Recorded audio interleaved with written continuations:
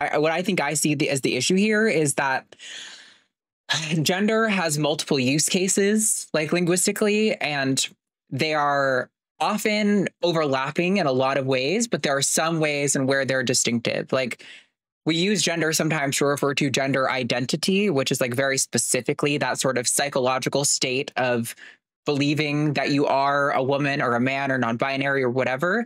But we also use gender to refer to like the roles in society. And there's a lot of overlap there, but they're also not perfectly two circles on top of each other, right?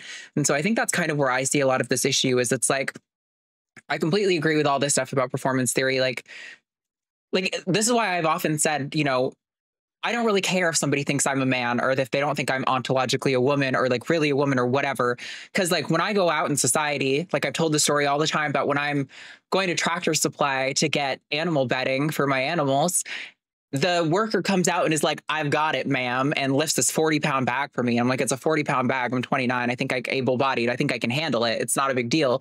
But they treat me like a woman in society, right? Like other business owners will only look at my partner and talk to him like he's the obvious business owner when I am in fact the owner of the business and the one who like, you know, runs that side of things. So like regardless of whether or not I'm really a woman, like society treats me like a woman, right? I completely agree with all of that. But also before I transitioned, before society saw me as a woman, my experience of my gender identity was the exact same.